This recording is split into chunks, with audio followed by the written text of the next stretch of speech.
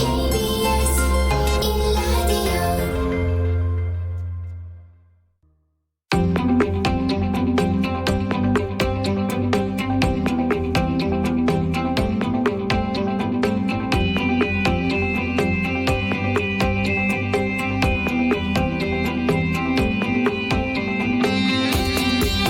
김성환의 시사야.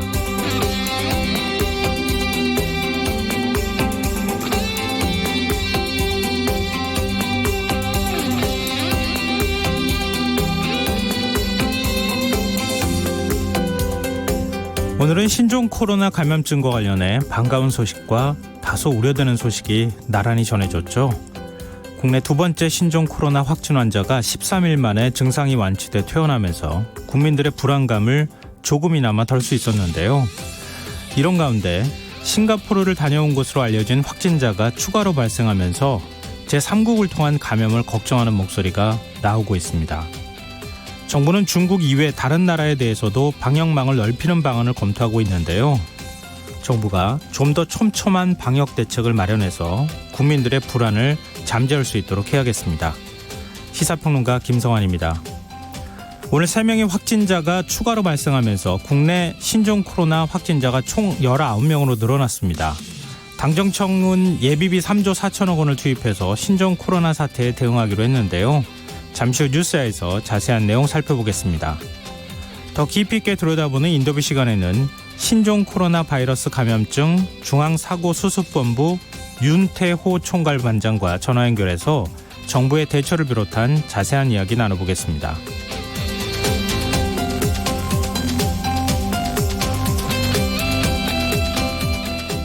김성환의 시사에는 청취자 여러분의 많은 관심과 참여를 기다립니다. 오늘 방송 내용과 관련해 의견이 있으신 분들은 문자 보내주십시오. 당첨된 분들께는 모바일 상품권 보내드릴 텐데요. 참여하실 번호는 샵 9730이고요. 짧은 문자는 50원, 긴 문자는 100원의 이용료가 부과됩니다. 콩 게시판을 통해서도 무료로 참여하실 수 있고요. KBS 1라디오 유튜브 채널을 통해서도 실시간으로 시청 참여하실 수 있습니다. KBS 1라디오 김성환의 시사야. 그럼 지금 시작하겠습니다.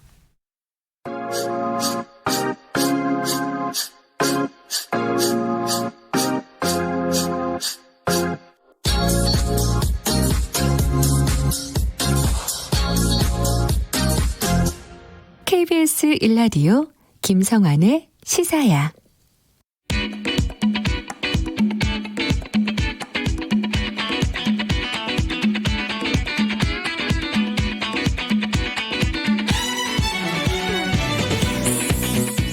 오늘 놓쳤던 뉴스 꼼꼼히 정리해드리는 뉴스야 시간입니다. 오늘은 김민하 시사평론가 나와주셨습니다. 안녕하세요. 안녕하세요. 신종 코로나 바이러스 감염증 얘기를 언제쯤 안 하려나 이런 생각이 좀 드는데요. 그러게 걱정이 말입니다. 많습니다. 네. 오늘도 뭐 이 소식을 안 다룰 수가 없는데요. 오늘 저녁 늦게 한 명의 확진자가 추가로 확인되면서 오늘만 확진자가 3명으로 늘었어요. 그렇습니다. 이 한 명이 뭐 확진이 됐다라는 속보가 올 때마다 사실 좀 걱정이 되죠. 그렇죠. 네. 걱정이 계속 쌓여만 가는데 네. 일단 오전에 이제 17번째로 확진 판정을 받은 30대 남성은 보름 전쯤에 국제회의 참석자 싱가포르에 방문을 했다가 여기에 같이 있던 말레이시아인이 확진 판정을 받았다 이 소식을 접하고 검사를 받고 양성으로 확인이 됐던 거고요. 네. 18번째 확진자는 어제 광주에서 16번째 확진 판정을 받았던 40대 여성의 딸인데 병원에 입원해 있으면서 어머니의 간병을 받았던 걸로 이제 알려져 있습니다.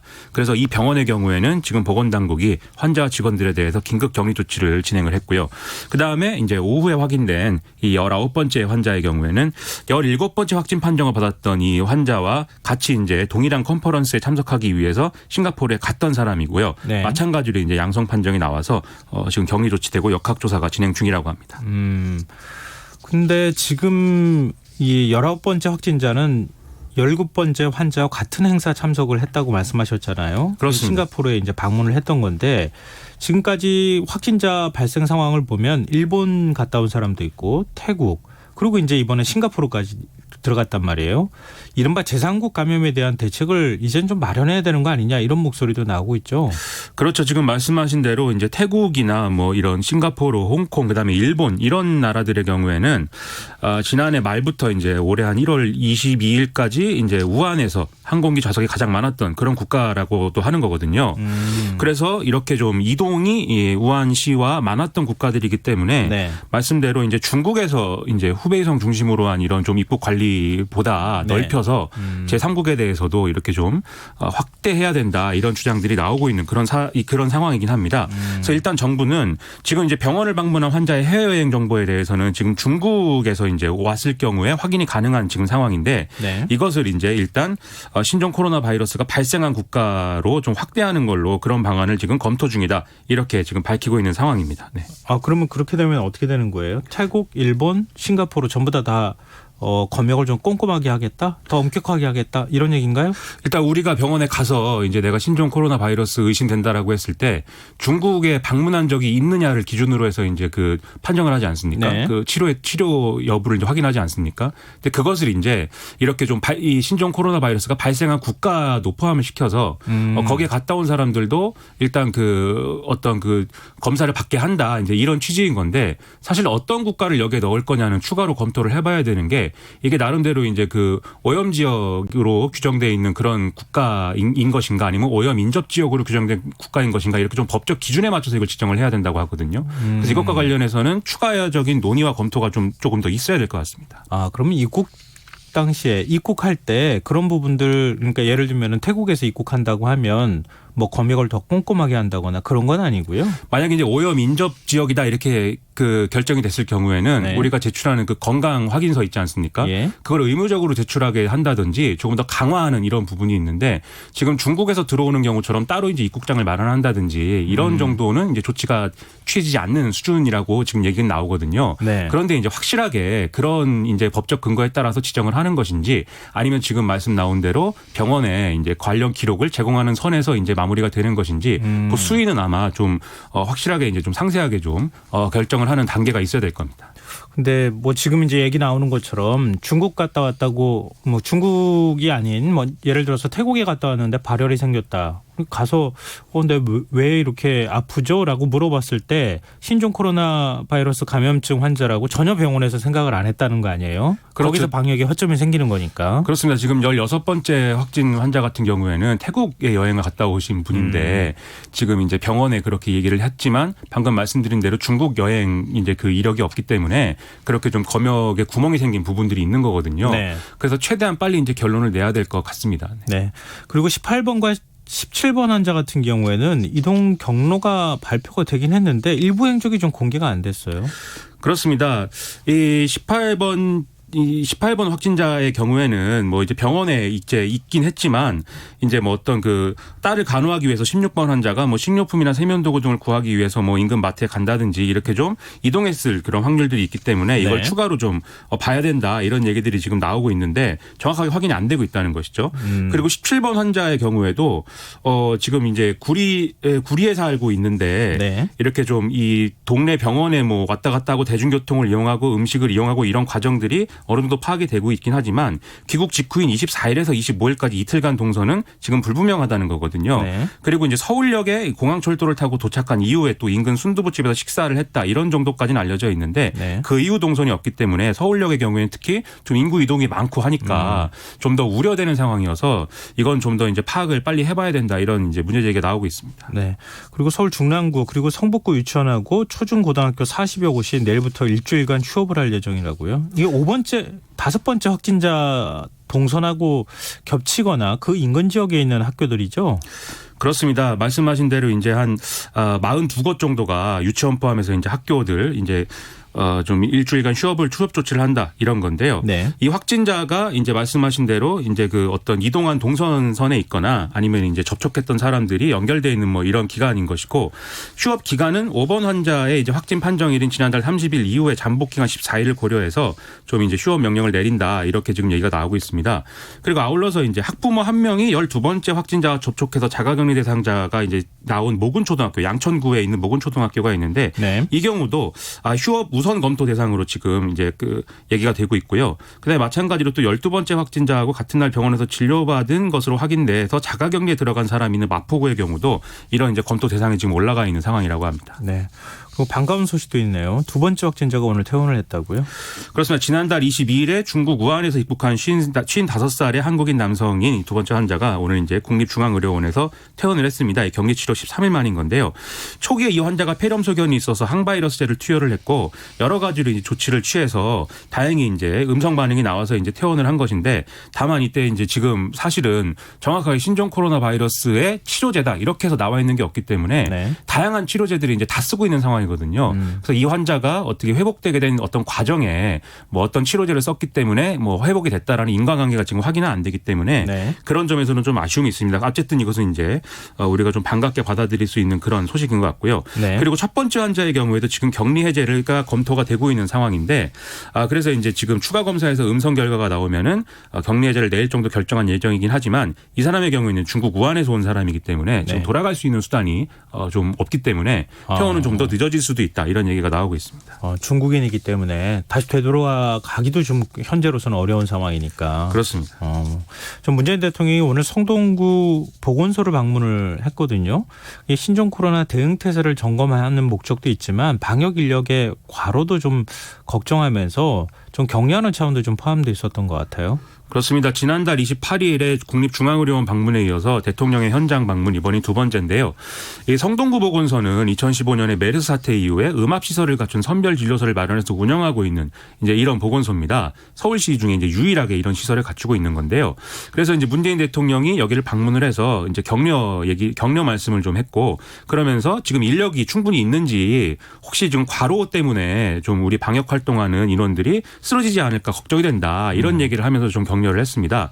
그래서 박원순 서울시장이 옆에 있다가 좀 지금 면허는 갖고 있지만 실제 활동을 하고 있지 않는 이런 휴면 간호사 등의 모집이라든지 이런 대안을 좀 검토 중이다 이렇게 얘기를 했습니다. 그리고 이제 대통령과의 대화에서 좀 이렇게 메르스 당시와 관련해서 지금 대응이 어떤 것 같냐 이렇게 이제 물어봤는데 박원순 시장이 그때와 비교를 하면은 좀 중앙 정부가 이래 지자체의 제안이나 이런 것들을 대체로 다 받아들이고 있어서 과거보다 훨씬 낫다 뭐 이런 취지의 답변을 한 걸로 또 보도가 되고 있습니다. 네. 그리고 당정청은 3조 4천억 규모의 예비비를 투입해서 방역과 검역 그리고 소상공인과 피해 기업을 지원하겠다 이런 방침도 밝혔죠. 그렇죠. 메르스 때는 뭐 긴급 추경을 편성했었는데 일단은 지금 예비비가 있기 때문에 예비비를 우선 지출한다 이런 이제 방침인 것이죠. 그래서 지금 이제 3조 4천억을 어디에 쓰느냐 보니까 피해 기업에 대해서 국세납기 연장이라든지 징수유예 최대 1년 그다음에 세무조사 유예 이런 좀 세제 혜택과 관련한 이런 부분들을 지원한다 이렇게 이제 얘기를 하고 있고요. 네. 그다음에 이제 뭐 출입국 관리 강화 같은 이런 좀 어떤 그 지금 검역 강화 이런 것들을 이제 추진을 하고 또 마스크를 사재기 한다든지 이런 시장 교란 행위에 대해서도 충분히 지금 대응을 할 것이다 이렇게 밝히고 있습니다. 그리고 중국에서 지금 중국에서 입국하고 있는 사람들에 대해서는 지금 이제 위치 추적을 할 수 있는 이제 스마트폰에 앱을 설치하게 해서 뭐 관리를 한다 이런 방안도 지금 얘기를 하고 있는데요. 당정청은 앞으로 주 2회 이렇게 관계장관 회의를 열어서 구체적인 업종별 지원 방안도 마련할 방침이라고 이제 밝혔습니다. 근데 지금 개강을 앞둔 대학가도 좀 비상이 걸린 상황인데 교육부는 전국 대학의 개강 연기를 지금 공고하겠다 이렇게 밝혔죠. 그렇죠. 아무래도 지금 중국인 유학생들이 다음 달 개강을 앞두고 이제 대거 입국을 하는 그런 상황이 올 것이기 때문에 지금 일단은 추이를 좀 지켜보면서 일단 개강 연기를 할 것을 교육부가 각 대학에 권고를 해 있는 이런 상황입니다. 네. 그리고 중국에서 입국하는 학생들은 이제 입국 이후에 14일 동안 수시로 모니터링을 실시해서 증상이 나타나면 이제 즉시 이제 보건당국과 연계를 하도록 이렇게 할 예정이라고 하고요. 그리고 이제 수업 감축이라든지 뭐 이런 것들도 이제 탄력적으로 학생 운영을 해라 이런 가이드라인을 마련을 해서 정부가 이제 각 주요 대학에 이제 제안을 하겠다 이런 얘기를 하고 있고 그다음에 지금 졸업식이라든지 오리엔테이션 행사 같은 집단 행사 있지 않습니까? 이런 것들은 좀 자제해달라 또는 연기해달라 뭐 이런 얘기를 하고 있는 상황입니다. 서울 지역 대학들 보니까 한 대학에 한 3,000명 정도씩 되더라고요. 중국인 유학생이. 그렇죠. 우리가 뭐 사실 저도 뭐 그렇게 대학을 조금은 오래전에 다녔는데 네. 그때만 해도 그렇게 많지는 않았는데 이제 시대가 변하다 보니까 상당히 많은 그런 상황이 된 거죠. 예. 근데 그렇다 하더라도 또 이 중국인 유학생을 곱지 않은 시선으로 바라보는 뭐 이런 문제가 좀 생기지 않도록 했으면 좋겠습니다. 아무래도 그런 문제가 사실 사태 해결에는 큰 도움이 안 되지 않겠습니까? 네. 정부가 나름대로 이제 대책을 마련하고 있고 실시를 하고 있으니까 좀 그런 부분에서 좀 어떤 너무 이렇게 강한 어떤 거부감이나 이런 걸 갖지 않고 지켜보면서 합리적으로 대응하는 이런 태도가 우리한테도 필요한 것 같습니다. 네. 그리고 지금 정부 여당이 이렇게 대책 마련에 분주한 모습을 보이고 있는데 자유한국당도 오늘 신종 코로나와 관련한 공약을 내놨다면서요? 그렇습니다. 이제 총선 공약을 내놓은 건데요. 네.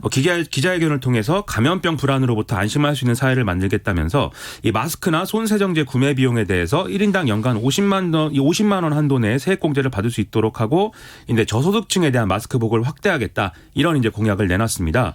그리고 지금 질병관리본부를 질병관리청으로 독립을 시켜서 좀 독립적인 정책을 감염병 대응 초기부터 이제 내릴 수 있도록 하겠다 이런 이제 공약도 내놨고요. 네. 그리고 출입국 관리법이나 검역법을 개정을 해서 감염병 발생 지역을 거친 외국인의 출입국을 관리하고 이제 전국 5개 권역에 감염병 전문 병원을 설립한다든지 바이러스 관련 연구개발 예산을 확대한다든지 이런 이제 방안도 지금 내놓은 상황입니다.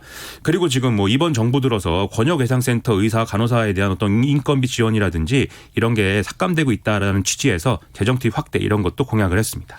근데 지금 민주당하고 한국당이 신종 코로나 사태와 관련해서 국회 대책특별위원회를 구성하기로 했다고 하는데 이거 공약으로 그냥 내세우고 총선 이후에 실천하지 말고 지금 그냥 법안으로 만들면 안 될까요?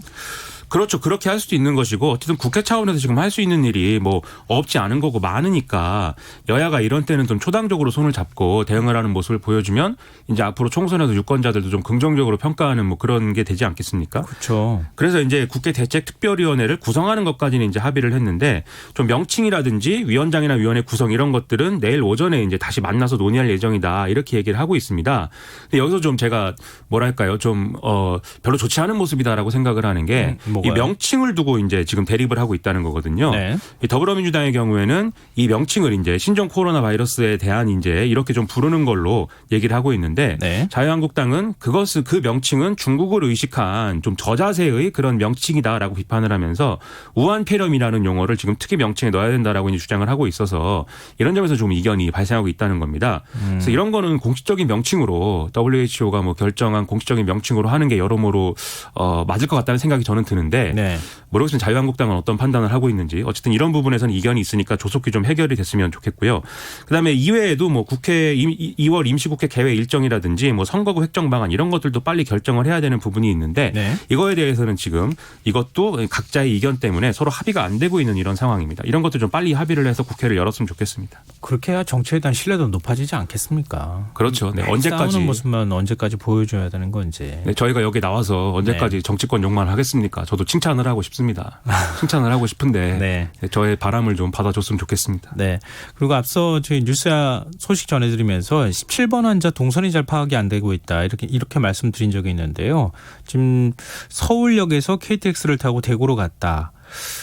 본가와 처가 가족 12명을 만났다. 이런 내용을 청취자 한 분도 지적을 좀 해주셨거든요. 네. 그러니까 지금 동선 일부가 또 확인이 되고 있고 또 일부는 또 부족한 부분도 있는데 아마 역학조사가 지금 진행 중에 있을 것 같아요. 그래서 이게 아무래도 우리가 계속 돌아다니는 이런 동선이나 이런 것들을 정부가 모두 평소에 확인하고 파악하고 있는 것은 아니기 때문에 네. 이렇게 단계적으로 좀 어떤 여러 가지 확인 절차를 통해서 확인이 좀 되고 있는 상황이고 그것이 경우에 따라서는 좀 이렇게 시간이 걸리기도 하고 이런 상황이 될 수도 있는 것 같습니다. 네, 알겠습니다.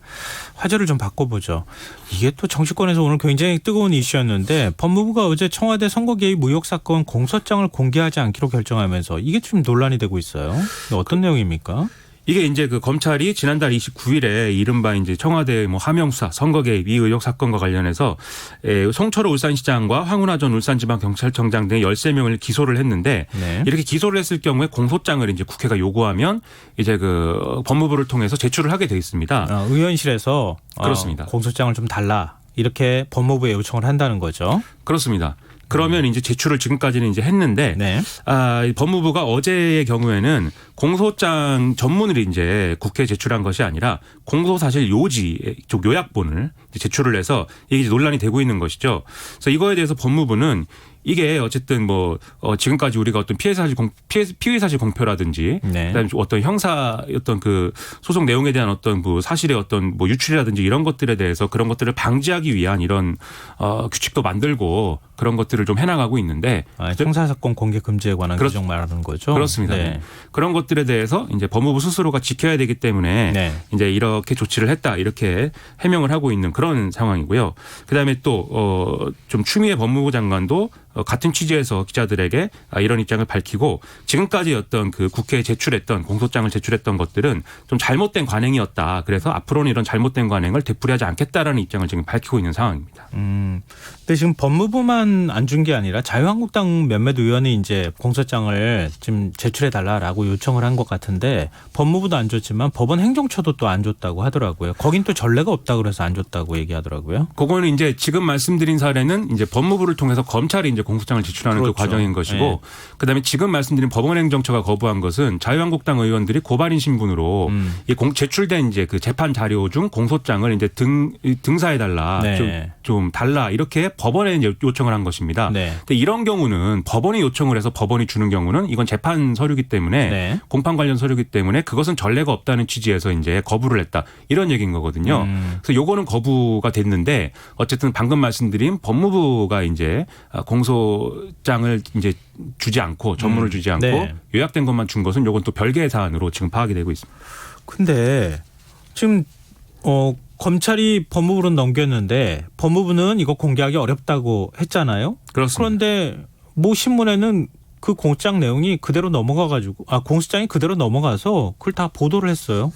그렇습니다. 이제 동아일보가 오늘 그 뭐 신문에다가 이 공소장 내용을 뭐 쭉 이제 그 썼는데요. 네. 뭐 예를 들면 청와대가 계속 이 수사 관련해서 계속 보고를 받았고 조국 전 민정수석도 뭐 15차례인가요? 이렇게 관련해서 계속 이제 보고를 받았다. 그리고 송철호 시장과 그 송철호 시장의 이제 그 뭐 측근인 송병기 전 울산시 경제부시장이 뭐 이렇게 어떤 황운하 울산지방청 당시 울산지방청장을 만나서 네. 수사를 해야 된다. 이렇게 얘기를 했고 첩보를 작성했고 뭐 이런 얘기들이 이제 쭉 나와 있습니다. 네. 근데 이게 사실 이 내용이 그동안 뭐 보수 언론이라든지 여러 언론을 통해서 뭐 보도가 안 된 건 아닌 것 같고 물론 이제 세부적인 사실이 더 디테일해진 건 있지만 사실은 큰 틀에서는 보도된 내용이 거의 뭐 그대로 다시 뭐 공소장에 써 있다 이런 얘기인 거거든요. 근데 그거는 그거지만 그동안에 이제 피의 사실 내용이 그대로 언론에다 많이 이제 노출이 됐으니까 그렇죠. 그건 그렇죠. 말고 공소장 자체를 동아일보가 입수를 했다는 거 아니에요? 그렇죠. 그래서 이거는 어디서 그러면 나온 거냐. 그럼 검찰밖에 없는 거 아닌가요? 그렇죠. 우리가 상식적으로 생각할 때는 검찰에서 이제 검찰을 취재해서 공소장을 확인한 거 아니냐 이렇게 추정이 되는 것인데 네. 그런데 뭐 그것은 이제 사실 확인을 해봐야겠죠. 그래서 추미애 법무부 장관도 이렇게 좀 언론에 유출이 된 것은 뭐 확인을 좀 해봐야 되겠다 이렇게 지금 얘기를 하고 있습니다. 추미애 장관의 공소장 비공개 방침에 대한 정치권 반응은 어떻습니까? 일단 뭐 보수 야권은 이 어떤 이것을 두고 지금 총선을 앞두고 청와대와 정권에 지금 굉장히 부담스러운 여당과 정권에 부담스러운 이런 내용들이기 때문에 그런 걸 고려해서 정치적 맥락에서 이렇게 좀 비공개를 결정한 것이다 이렇게 지금 주장을 하고 있습니다. 네. 그래서 뭐 이렇게 뭐 지은 죄가 많아서 감추는 거 아니냐 뭐 새로운 새보수당 하태경 책임 대표 이렇게 얘기하고 있고 네. 그다음에 뭐 자유한국당 황교안 대표도 잘못이 있다면 사과해야지 숨기는 건 안 된다 뭐 이렇게 주장을 했고 안철수 전 의원의 경우에도 뭐 오늘 뭐 중도 정치 대토론회가 있었는데 이건 뭐 선거 개입 의혹이 사실이라고 고백한 것이나 다름이 없지 않느냐 뭐 이런 반응을 보였습니다. 이건 근데 뭐 예상된 반응인 거고요. 그런데 이제 참여연대가 오늘 논평을 내고 이런 네. 법무부의 결정을 또 비판한 것 이것은 좀 이례적이다 이렇게 볼 수도 있는 부분인데요. 이것에 대해서 일단 법무부의 이 비공개 결정이 국회와 법률을 존중하지 않는다는 비판을 피할 수 없는 처사이다 이렇게 이제 지적을 했습니다. 지금 법률에 보면 어쨌든 지금 어떤 특별히 어떤 국가 안보나 이런 것들에 큰 문제가 생기는 이런 부분이 아니라면 국회가 요구한 자료를 이제 정부 부처가 그대로 제출을 해야 된다. 그걸 거부할 수 없다. 이렇게 돼 있음에도 불구하고 이제 그 하위 법령이라고 할 수 있는 법무부 훈령을 근거로 들어서 이렇게 이제 그 일부 내용만 제출한 것은 이제 법의 어떤 취지와는 맞지 않는다. 이제 이런 비판을 참여연대는 하고 있는 것이고 네. 그리고 뭐 어떤 재판을 뭐 공정하게 받을 권리나 이런 것들은 법무부가 이제 결정하는 것이라기보다는 법무부 장관이 결정하는 것이라기보다는 사법부가 재판 과정에서 이제 보장해야 할 권리이기 때문에 그런 것들을 좀 정치적 오해를 살 수 있는 이런 부분이 있다라는 점을 좀 지적을 하는 그런 모습을 보였습니다. 좀 평가가 좀 엇갈리는 거 아닌가 싶은 생각도 좀 드는데요. 그러지 않아도 그동안에 이제 그 검찰 수사 과정에서 피의 사실이 무차별적으로 공개가 돼서 개인이 훼손된 명예를 회복하기 어려운 상황으로까지 가는 경우가 굉장히 많았잖아요. 인권침해 논란도 있었고. 근데 이거를 지금 국회의원이 요청을 한다고 공소장을 주면은 그 내용이 또 언론으로 그대로 흘러 들어가서 그 자세하게 수사한 내용들이 그게 뭐 범죄가 확정된 내용은 아닌데 그게 그대로 공개가 될 수 있는 위험이 있다. 그럼 인권 침해 소지가 있는 것 아니냐 이렇게 법무부 쪽에서는 보는 것 같고 국회에서는 국회법상으로 이거 자료 요청을 하면 주도록 돼 있는데 왜 안 주느냐. 하위 법령 훈령을 가지고 지금 상위 법률에 근거한 그 내용을 지금 무시하는 거 아니냐 뭐 이렇게 좀 얘기하는 거 아닌가 싶네요. 그렇습니다. 좀 엇갈리네요, 얘기들이. 그리고 이 부분이 예를 들어서 이제 그동안에 잘못된 관행을 바로잡고 싶다라고 한다면 이제 참여연대 주장인데 네. 그럴 경우에는 이제 국회에서 그러면 그 지금 이제 근거가 된 법을 개정한다든지 이런 방법을 통해서 이제 바로잡아야 되는데 법무부가 이렇게 한 것은 하여튼 문제의 소지가 있다 이런 지적을 내놓고 있는 그런 상황이죠. 근데 제가 약간 말씀드리고 싶은 것은 이렇게 좀 앞서도 말씀드렸듯이 이 공소장의 내용 자체가 그동안 뭐 언론 보도나 이런 것들과 크게 다르지 않습니다. 1차적으로. 네. 그리고 지금 청취자분들도 이렇게 좀 피의사실 공표나 이런 것들이 지금까지 문제제기가 돼 왔고 그런 맥락에서 사실 공소장이 이렇게 좀 보수 야당을 통해서 보수 언론에 이렇게 지면에 공개가 되는 이런 상황이 문제가 있는 거 아닌가 이런 생각을 다들 하시는 부분도 있을 거거든요. 그래서 그런 차원에서 사실 우리가 보는 사람들이 어느 정도의 비판의식을 갖고 이 상황을 바라보면 사실은 어느 정도 또 우리 뭐 시민의식이나 이런 걸 통해서 해결할 수 있는 부분도 있는 것 같고요. 그런 점에서 사실 법무부가 어떤 오해를 살 수 있는 이런 결정을 했다라는 비판도 어느 정도는 좀 고려해 볼 만한 내용이지 않는가 저는 이런 생각도 좀 듭니다. 네. 지금 여러분께서는 KBS 라디오 김성환의 시사야와 함께하고 계십니다. 계속해서 뉴스야 이어가겠습니다. 자유한국당이 비례용 위성정당인 비례한국당이 오늘 공식 출범했어요. 그렇습니다. 비례용 위성정당이어서 비례한국당이라는 이름이었으면 더 알기 쉬웠을 텐데 네. 미래한국당이라는 이런 이름이라고 하죠. 그래서 오늘 중앙당 창당대회를 열고 공식 출범을 했습니다. 근데 여기에 이제 자유한국당의 황교안 대표, 심재철 원내대표, 김재원 정책위 의장 이렇게 현직 의원들도 대거 참석을 해서 뭐 축사도 하고 그랬는데요. 다들 박수를 치느라고 축사보다도 이 박수 소리가 더 길었다. 뭐 이런 얘기가 나올 정도였습니다. 아시다시피 지금 자유한국당의 한성교 의원이 당적을 옮겨서 이 미래한국당의 이제 당 대표로 이제 추대가 된 상황이고, 네. 그리고 여기서 미래한국당에 공천을 하는 과정을 앞으로 추진하기 위해서 뭐 인턴 직원을 모집한다든지 이렇게 좀 준비에 들어가 있는 이런 상황입니다. 그래서 앞으로 자유한국당이 얼마나 이제 불출마 선언한 의원들을 여기로 이적을 시키는 거냐 이게 또 관심의 대상이 되고 있습니다. 지금 현직 의원 3명도 같이 지금 옮기는 상황이죠? 그런 얘기가 지금 나오고 있죠. 김성찬, 조은현 의원 등 해서 예. 뭐 지금 얘기로는 15일 전까지 최소 현역 의원 4명을 추가로 이적시키겠다 이런 얘기도 같이 나오고 있습니다. 네. 근데 정치권 반응은 어떻습니까?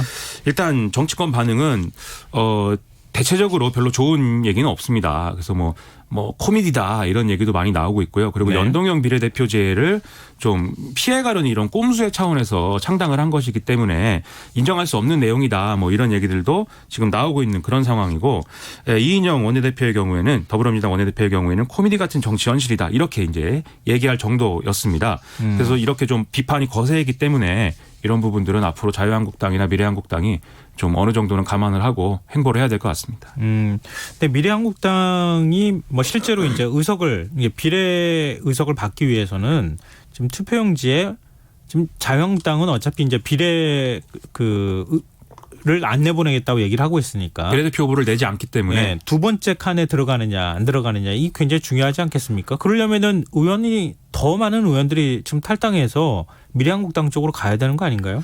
그렇죠. 이 투표용지에 물론 이제 기호가 다를 수는 있지만 2번으로 찍히진 않겠지만 이제 말씀하신 대로 자유한국당이 비례대표 국회의원 후보를 출마를 안 시키기 때문에 그 정당 투표용지에 이제 그 기호 3번이든 4번이든 거기에 두 번째 칸에 있는 당이 이제 중요한 거거든요. 3번이 되겠죠. 그러면 2번이 안 나오니까. 네.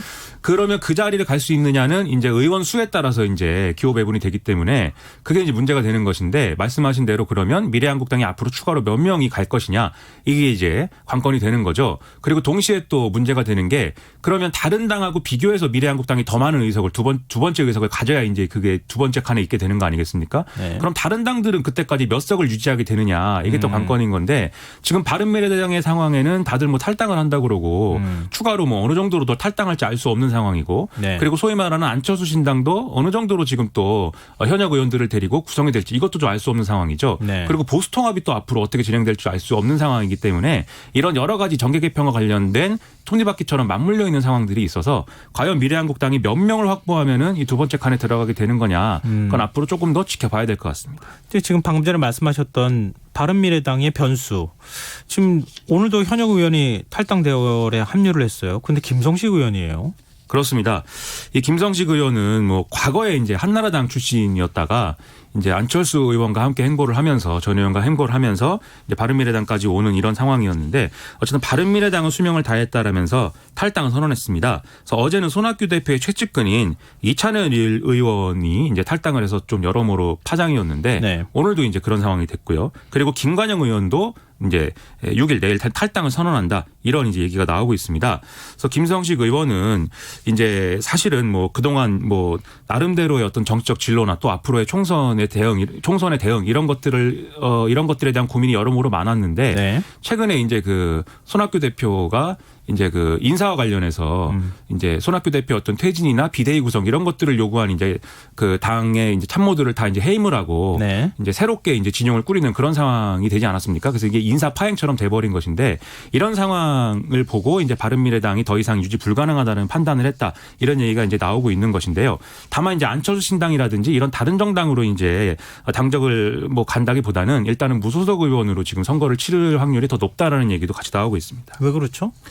일단 뭐 더 이제 좀 뭐 상황을 지켜봐야 되는 것이지만 어떻게 될지 알 수 없는 상황인 것이고 네. 그다음에 지금 이 현역 의원의 경우에는 지역구에서는 어쨌든 자기들이 어떤 나름대로 인지도가 있는 상황이기 때문에 무소속 출마를 해도 여러모로 정당의 공천을 받은 것보다는 약점이 있지만 충분히 이제 버틸 수 있다. 충분히 이제 승부를 볼 수 있다. 이런 판단을 지금 하고 있는 거거든요. 네. 그리고 현재와 같은 상황에서는 지역구 상황에 따라서 오히려 지금 이제 보수 정당으로 분류되는 이런 정당의 당적을 달고 나가는 게 선거에서는 뭐 불리할 수도 있는 국면이 있을 수가 있기 때문에 그런 점에서 아마 여러모로 계산을 해서 판단하지 않을까 이렇게 생각이 됩니다. 의원들이 탈당하면서 바른미래당은 공중분해가 되는 이런 상황까지 가고 있는 건데 손학규 대표는 지금 대한신당하고 민주평화당과 통합을 추진하겠다 이런 입장을 밝혔죠. 그렇습니다. 이게 앞서 말씀드린 뭐 기호 문제나 이제 의원수 문제 이런 것도 있지만 뭐 교섭단체를 다시 살려낼 수 있느냐 이런 문제도 있을 것이고 이에 따른 정당 보조금 문제도 있고 뭐 여러 가지 문제가 있는 거거든요. 그래서 지금은 일단은 이제 그 과거에 국민의당을 함께했던 그 세력들을 뭐 안철수 전 의원을 제외하고 다시 모아서 이제 좀 어떤 덩치를 키우는 게 중요해졌다 이런 판단을 지금 하고 있는 것 같습니다. 그래서 대한신당하고의 어떤 그리고 민주평화당하고의 통합은 이제 손학규 대표와 이제 주변 인물들의 주장을 들어보면 상당히 진도가 나간 것이고 곧 그 결과를 발표할 수 있을 정도의 논의가 진행됐다 이렇게 얘기를 하고 있는 거거든요. 이렇게 되면 아마 호남 지역을 기반으로 해서 이제 선거에 대응을 하게 될 것이기 때문에 그게 과연 이제 어떻게 영향을 미치느냐 지켜봐야 되겠죠. 하여튼 변수가 참 많이 남아있네요. 아직도. 그렇습니다. 우리는 아마 더 바빠지겠죠. 네, 뉴스야 여기까지 하겠습니다. 지금까지 김민하 시사평론가였습니다. 고맙습니다. 고맙습니다. 완자로 시작하는 말 완전히 완벽한 완두콩 완타치 김성환의 시사야. 평일 밤 10시 5분 여러분을 찾아갑니다. KBS 1라디오 김성환의 시사야.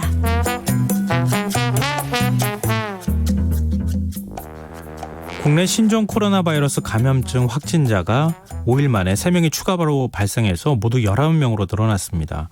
특히 19번째 환자는 17번째 환자와 싱가포르에서 열린 같은 컨퍼런스에 지금 참석했다고 하는데요. 자세한 내용 신종 코로나 바이러스 감염증 중앙사고수습본부 윤태호 총괄반장 연결해서 얘기 나눠보도록 하겠습니다. 안녕하십니까? 네, 안녕하세요. 총괄반장 윤태호입니다. 정말 고생이 많으세요. 혹시 집에도 못 들어가시고 계속 지금 계시는 거 사무실에 계시고 일하시고 그러는 거 아닌가 모르겠습니다. 네, 지난 설 연휴부터 계속 그렇게 하고 있습니다. 그러면 그 피로가 굉장히 많이 누적돼 있으실 것 같고 주변 분들도 지금 공무원분들 굉장히 아마 힘든 상황일 것 같아요. 네, 더욱더 힘을 내서 일을 하도록 하겠습니다. 네. 좀 부탁드리겠습니다. 좀 힘드시더라도 어렵더라도 조금 국민들 위해서 조금만 더 견뎌주셨으면 좋겠습니다. 네.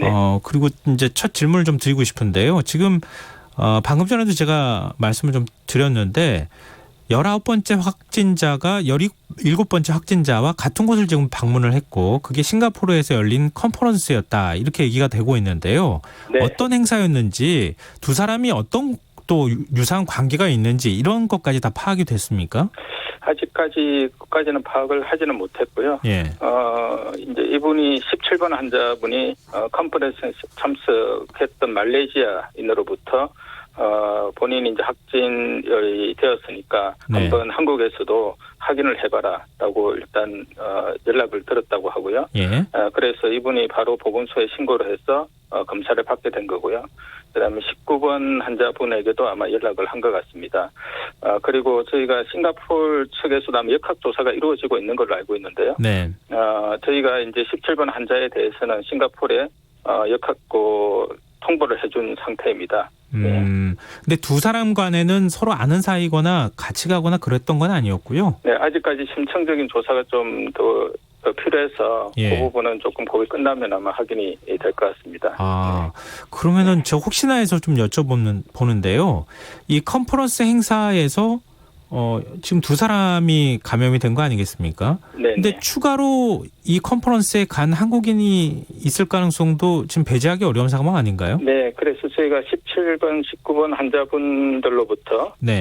일단 그것과 관련된 이제 정보를 이제 파악을 하고 있고요. 또 이제 싱가포르에서도 역학조사가 이루어지고 있기 때문에 네. 거기에서 파악된 정보가 우리나라 질병관리본부와 공유가 될 것으로 그렇게 보입니다. 네. 그리고 17번째 확진자가 귀국 후에 이틀간 동선이 현재까지 공개되지 않아서 좀 불안하다라고 말씀하시는 네. 분들이 꽤 있어요. 네네. 이게 파악이 안 되고 있는 겁니까? 아니면은 파악을 했는데 공개를 일부 안 하는 건가요? 뭐 그렇지는 않고요. 저희가 역학조사를 대략적으로 해서 공개를 하게 되면 여러 가지 이제 파악되지 못한 부분들이 같이 국민들에게 제공이 되기 때문에 네. 일단 저희가 역학조사가 정확하게 이루어진 다음에 국민들에게 그 부분을 상세하게 설명을 하고 있습니다. 그래서 아직까지는 심층 역학조사 결과가 아마도 내일 정례 브리핑 때 소상하게 아마 발표를 할 수 있을 것 같습니다. 지금 아직 공개되지 않은 부분까지 상세하게 네네. 지금 일정이나 동선을 네. 확인한 다음에 공개를 네. 할 예정이다. 네. 이 말씀이시군요. 네, 그렇습니다. 네네. 근데 지금 이제 구리에 살고 있는 그런 네네. 이제 환자라고 알려지고 있는데 구리 네. 씨는 2015년 메르스 사태 때도 확진 환자가 나온 것 아니겠습니까? 네. 네. 그래서 시민 불안감이 좀 더 큰 상황인데요. 네. 구리시 차원에서 별도의 어떤 그 대책을 만들거나 이러는 게 있습니까?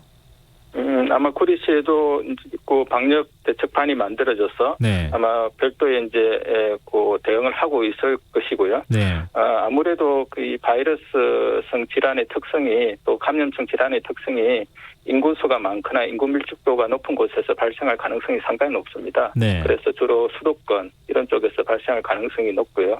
그래서 이런 부분에 대해서는 감염성 질환의 어떤 특성이 좀 그렇기 때문에 뭐 구리시가 에서 발생한 것이 상당히 이제 안타까운 일이긴 하지만 다른 지역에서도 언제든지 인구 밀집이나 인구수가 많은 곳은 항상 감염성 질환이 발생할 위험성은 이제 있습니다. 근데 무엇보다도 지금 18번, 16번 확진자가 문제가 아닐까 싶은데요. 네네. 지금 병원에 머물면서 네. 그 지금 병간호를 하는 관계였다고 하잖아요. 네, 엄마와 딸의 관계입니다. 네, 근데 병원 3층에서 다른 환자들하고 접촉할 가능성이 굉장히 높은 상황인데 네네. 지금 현재 어떤 조치가 이루어지고 있습니까? 그 병원 같은 경우는 이제 3층에 머물렀던 사람들은 그 병원에 이제 격리가 되어 있습니다.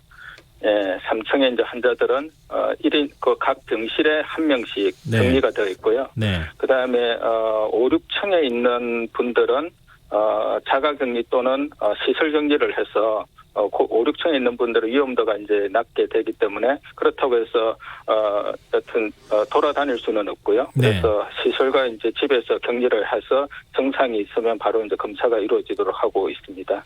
근데 이 지금 병원이라는 곳이 지난번에 이제 메르스 사태 때도 네. 병원을 통해서 갑자기 환자들이 늘어나는 병원이 네, 일종의 전염이 되는 공간이 돼버린 경우가 있었잖아요. 네네. 근데 그때도 그렇지만 이번 같은 경우에 그럼 그 병원 전체를 폐쇄하거나 이렇게 되는 겁니까? 지금 병원은 폐쇄되어 있습니다. 그러니까 외부인이 출입을 할 수가 없습니다. 네. 그럼 병원 안에 입원하셨던 분들은요? 입원하셨던 분들은 3층에 있는 분들은 병원에 그대로 계시고요. 예. 예, 그리고 그 환자분들을 돌볼 수 있는 의료진들이 일부 남아 있고요. 네. 그다음에 3층이 아닌 아까 말씀드렸던 5층과 6층에 있는 분들은 각각 병원에서 이동을 해서 예, 물론 이제 앰뷸런스로 다 이동을 시켰습니다만은 소방학교 그리고 자가 그 집에서 이제 격리를 하고 있습니다. 이런 걸 코호트 격리라고 하는 건가요? 아니 이번 이 경우는 코호트 격리에 해당이 되진 않고요. 예. 저희가 코호트 격리라는 개념이 근데 어떤 동일한 상태의 질환자들을 한 병실에 여러 명을 이제 두는 것을 코호트 격리라고 합니다. 네. 근데 그 경우는 이제 1인실 병상이 없는 경우에 어쩔 수 없이 그렇게 이제 하는 경우인데요. 이 경우는 3층에 있는 분들은 다 1인실로 일단 배치를 했고 네. 이제 위험도가 상당히 낮게 평가되는 분들은 별도의 1인 각 이제 시설이나 자기 집에서 격리가 되어 있기 때문에 이 경우는 코호트 격리에 해당되지는 않습니다. 네. 근데 지금 이제 그 걱정스러운 점이 중국에서 네. 환자들이 유입되거나 지금 이제 네. 중국에서 바이러스 이제 복균자로 왔다가 이제 네. 국내에서 증상이 발현되거나 이런 경우는 네. 있었는데 네. 지금 발생하는 국가를 보니까 일본, 태국, 싱가포르 이렇게 해서 네. 지금 이곳들을 다녀온 확진자가 지금 생겨나고 있는 건 아닙니까? 이러면 제3국 감염이라고 이른바 이런 네. 다른 지역에 대해서도 지금 입국 절차를 까다롭게 한다거나 아니면 네. 방문하고 돌아온 사람들에 대한 조사가 좀 네. 더 철저하게 이루어져야 되는 거 아닌가요? 네, 그래서 이제 지금 이제 동남아나 일본에서 여행객들이 워낙 많이 있습니다. 네. 그 중국 이분들을 합치면 중국 여행객의 한 3배 이상 그렇게 되거든요. 네. 그래서 그분들을 전부 다 이제 입국을 못하게 할 수는 없는 거고 다만 이제 저희가 중국에 다녀오신 분들 중에서 증상이 있으신 분들은 검사를 하도록 그렇게 했는데요. 예. 그 부분들을 조금 더 완화시켜서 동남아 등의 이제 여행력을 확인을 하고 의사가 판단해서 이분은 나름대로 좀 신종 코로나가 의심이 된다. 그래서 검사가 필요하다라고 판단하는 경우에는 네. 검사를 할 수 있는 그런 방안들을 지금 마련을 하고 있습니다. 네. 근데 여러 가지 면에서 지금 국민들의 불안감이 좀 더 높아지고 있는 건 사실인 것 같아요. 왜냐하면 네. 이제 접촉자 숫자가 많아지고 네. 지금 뒤늦게 이제 그 확진을 받는 과정이 네. 있었기 때문에 네. 그런 부분에 대한 철저한 역학조사와 그리고 관리를 접촉자에 대한 관리를 좀 해주셨으면 좋겠다 이런 생각이 듭니다. 네, 네, 더욱 노력하겠습니다. 네, 그리고 오늘 좀 그 안도할 만한 소식이 또 있었잖아요. 지금 네, 네, 지금 완치 판정을 받은 첫 환자가 지금 나왔는데요. 지금 네, 네. 어느 정도 상태인 겁니까? 그냥 일상생활이 가능한 상황인 건가요? 네, 이분은 이제 지금 이제 증상도 없고 퇴원한 기준이 증상이 없고 그다음에 바이러스 검사를 2번 연속했을 때 2번 다 음성으로 나온 경우에는 일단 퇴원이 되는데요. 네. 이분은 완전히 회복이 되었고 일상생활도 가능할 것이라고 생각하고 있습니다. 근데 그 혹시 퇴원 이후에 다른 네. 사람들한테 바이러스를 전파시킬 위험은 없는 거죠? 아마 그럴 가능성은 없을 것 같고요. 네. 그다음에 이건 항체가 이제 또 형성이 되기 때문에 네. 아마 중국에서 좀 보고한 바에 따르면 한 최소 6개월에서 한 수년 동안은 항체가 지속된다는 그런 이야기들도 있어서 이분들은 그런 일상생활은 충분하게 가능할 것이라고 생각합니다. 그리고 첫 환자죠. 일본 확진자인 중국인 여성도 지금 상태가 많이 호전됐다 이런 얘기가 전해지고 있는데. 네, 이분도 많이 이제 상태가 거의 정상화가 되었고요. 네. 그래서 이분도 이제 바이러스 검사를 해서 똑같이 2번 음성으로 놓으면 아마 퇴원을 할 수 있을 것 같습니다. 네. 지금 현재까지요. 네. 2주가 지나면서 네. 이제 차츰 이제 그 완치가 되는 환자들이 나오기 하고 네. 있는데 네. 네. 현재까지 상태가 이렇게 호전되고 있는 환자가 어느 정도 됩니까? 지금 현재 입원해 있는 그 확진이 된 환자분들 증상은 저는 거의 심하진 않다고 일단 보고를 받고 있고요. 네. 개별적인 사항들은 조금 달라질 수는 있겠습니다만은 증상은 그렇게 심하지 않고 대부분이 잘 지내고 있다라고 그렇게 듣고 있습니다. 네. 그리고 이 부분들 좀 질문드리고 싶은데요. 지금 간이 키트를 민간 의료기관에도 이제 보급하겠다 이런 방침을 좀 밝히지 않았습니까? 네네. 이 간이 키트가 조금 더 빨리 이제 검사를 할 수 있고 네. 이전의 검사법보다는 아무래도 더 많은 검사가 이루어질 수 있어서 좀 기대가 있거든요. 네. 간이 키트가 보급되면 어떤 부분에서 달라지나요? 아마 이제 간이 키트에 대해서 조금 오해가 있는 부분들이 있는 것 같습니다. 그래서 이제 저희가 이제 인플루엔자 독감 같은 경우는 이제 간이 키트라는데 검사 시간이 30분이면 바로 이제 결과가 나타납니다. 근데 이번 신종 코로나 바이러스 같은 경우는 검사 시간은 6시간 정도 걸립니다. 네. 인플루엔자는 이제 면역 반응을 보는 거고요. 신종 코로나 바이러스는 유전체를 증폭시키는 검사이기 때문에 한 6시간 걸립니다. 과거에는 한 24, 그보다 더 오랜 시간이 걸렸는데요. 다만 이제 이렇게 민간 의료기관에도 요 검사 방법들이 이제 배포가 되기 때문에 훨씬 더 많은 이제 검사 기관에서 검사를 할 수 있어서 지금보다는 어떤 검사량 자체는 많아질 수 있을 것 같습니다. 네, 이거는 참 예측하기 어려운 문제인데요. 신종 코로나 바이러스가 지금 보건당국에서 볼 때는 언제쯤이 고비라고 보시는지, 언제쯤 이 사태가 좀 진정될 거라고 보시는지. 네.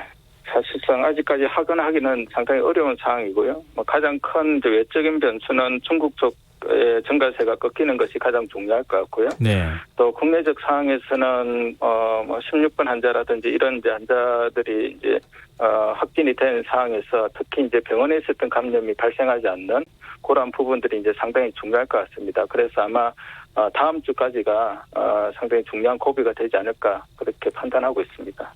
그럼 지금 네. 아까 16번, 18번 환자가 병원에 머물고 있었는데 그 접촉했던 접촉자들 가운데 혹시나 만약에 확진자가 더 추가로 나온다거나 이렇게 할 경우는 조금 우려스러운 상황이 될 수 있다는 말씀이시죠? 네.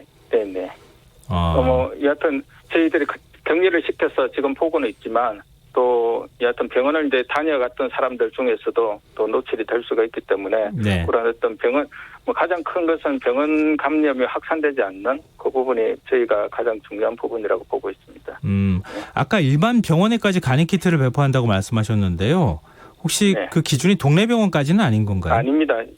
이게 큰 주로 그 유전체 증폭을 할 수 있는 장비를 갖추고 있는 이제 병원들이고요. 이 병원들은 대부분 다 큰 병원들입니다. 그래서 아마 저희가 이란 검사를 할 수 있는 검사기관들이 병원을 합쳐서 전국에 한 50개 정도 그렇게 파악을 하고 있습니다. 네, 알겠습니다. 지금 앞서 집에도 잘 못 들어가시고 있다고 말씀 들었는데요. 힘드시더라도 조금만 더 국민들을 위해서 노력해 주셨으면 좋겠습니다. 네, 최선을 다하겠습니다. 예, 오늘 여기까지 듣겠습니다. 고맙습니다. 네, 고맙습니다. 지금까지 신종 코로나 바이러스 감염증 중앙사고수습본부 윤태호 총괄반장과 함께했습니다. 오늘도 수고한 당신들의 이야기가 여기 있습니다. 김성환의 시사야.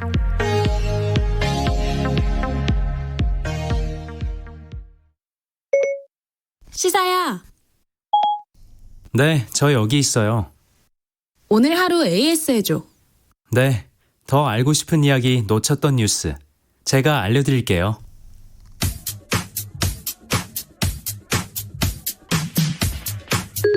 시사야 애프터 서비스를 시작합니다. 신종 코로나 바이러스 사태로 중국의 공장들이 영업을 중단하면서 우리 자동차 산업도 타격을 입고 있습니다. 오늘 김경래의 최강시사에서 대림대 자동차학과 김필수 교수의 분석 들어봤습니다.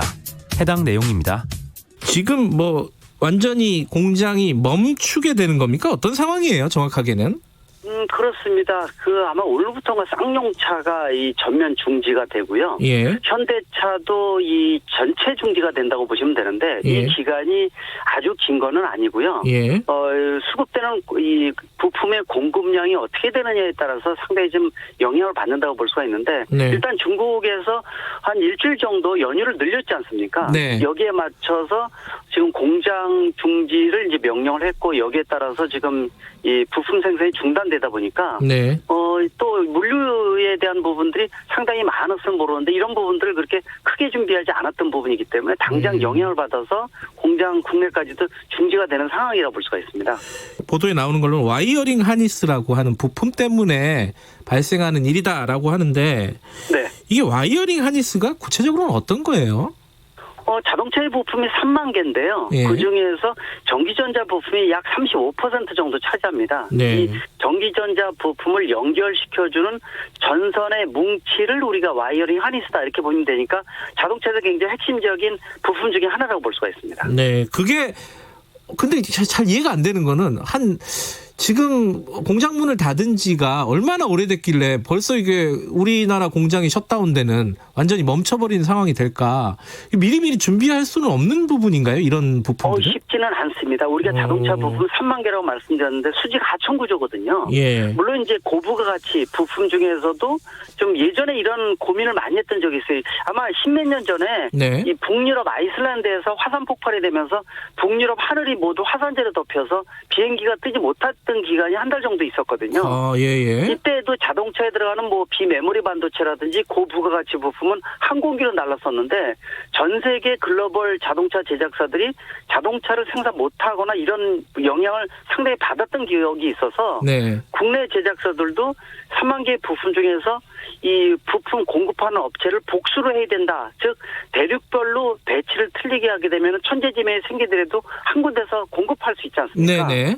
근데 이런 상황이 좋긴 좋지만은 관리 비용이라든지 물류 비용에 대한 것들이 이 경제적 논리거든요, 자동차가. 예. 그러다 보니까 와이어링 하니스 자체가 무게도 무겁지만은 물류 자체를 2-3개월치를 저장하고 있는 물품은 아니라고 볼 수가 있습니다. 지금 이제 자동차 산업이 별로 안 좋은 상황이었는데 이번 사태가 좀 업계에 미치는 영향이 좀 클 수밖에 없겠습니다. 어떻게 보십니까? 그렇습니다.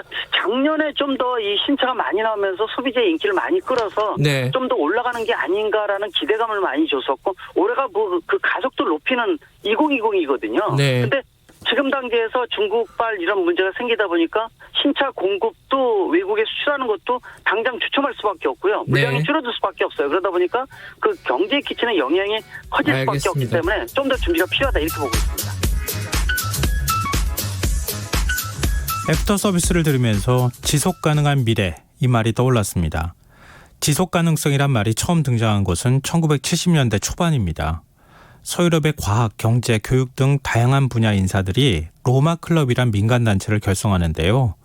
인류를 둘러싼 다양한 위기를 극복할 수 있는 방안을 찾자. 이게 취지였습니다.